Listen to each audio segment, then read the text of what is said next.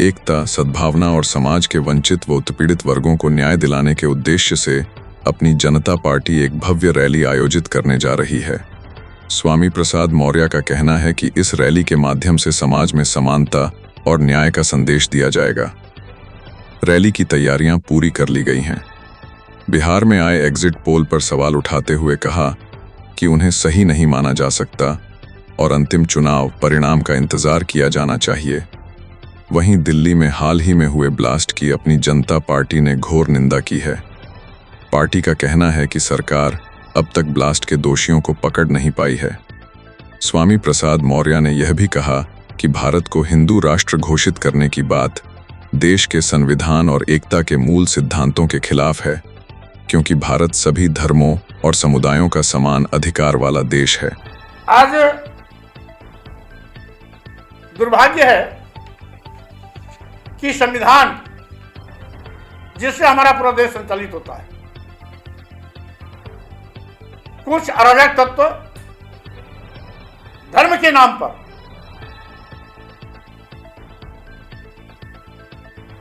संविधान का मजाक उड़ा रहे हैं।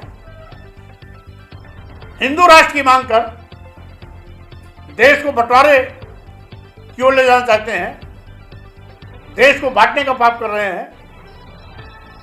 ऐसे राष्ट्रद्रोही देशद्रोहियों पर सरकार को कड़ी कार्रवाई करनी चाहिए, क्योंकि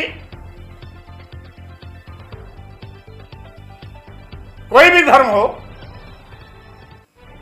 सम्मान सबका है, लेकिन कोई भी धर्म न देश के ऊपर है न देश से बड़ा है। इसलिए धर्म के नाम पर देश के अस्तित्व के साथ खिलवाड़ करने वाले ऐसे धर्म के ठेकेदार जो देश को बांटने की कोशिश में लगे हैं, हिंदू राष्ट्र के नाम पर संविधान बदलना चाहते हैं, ऐसे लोगों के खिलाफ कड़ी कार्रवाई करने की मांग भी हमारी हो रही है। और संविधान सम्मान जनहित हुंकार यात्रा का मुख्य मकसद भी यही रहा है कि जो कभी संविधान बदलने की बात कर रहे थे,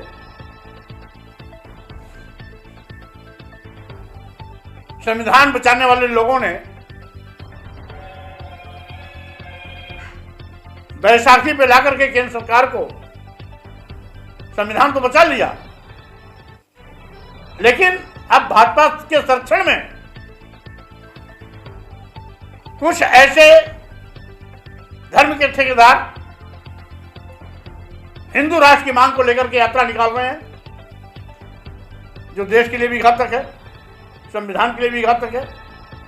और हमारे देश की आजादी में जिन 33 लाख सुंदर संग्राम सेनानियों ने अपनी शहादत दी है, ताज जिंदगी जेलों में बिताई है, अंग्रेजी हुकूमत की तमाम यातनाएं सही हैं, ये उनका अपमान भी है, क्योंकि देश की आजादी में सभी जाति वर्ग धर्म के लोगों ने हिस्सा लिया था। इसलिए देश के संविधान निर्माताओं ने भी संविधान बनाते वक्त इस बात का ध्यान रखा और संविधान में व्यवस्था भी दी कि संविधान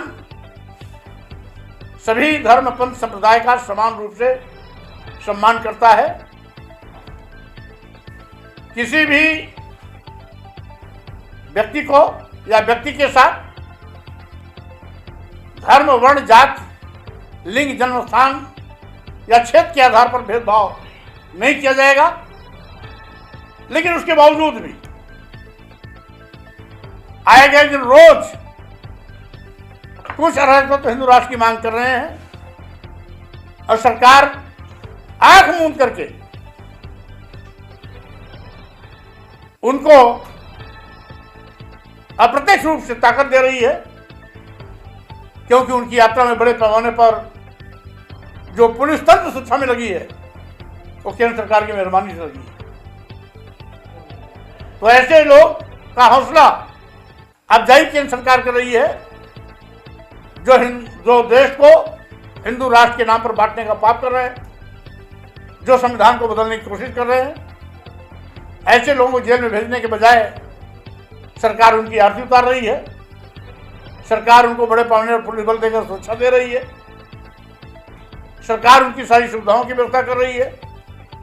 इसलिए ऐसी घिनौनी हरकत से सरकार को बाज आना चाहिए, हमारी ये भी मांग है। इन्हीं सब मांगों को लेकर के हमारी यात्रा बुंदेलखंड में 14 नवंबर से प्रवेश कर रही है। 14 नवंबर में हम फतेहपुर से प्रारंभ करेंगे, कुशीनगर रुकेंगे, 15 को चित्रकूट और बांदा रहेंगे, 16 को हमीरपुर राट रहेंगे, 17 को महोबा रहेंगे, 19 को ललितपुर रहेंगे, 20 को झांसी रहेंगे और 21 को जालौन रहेंगे। इस प्रकार से सारे कार्यक्रम बुंदेलखंड की यात्रा पूरी होने के बाद हमारे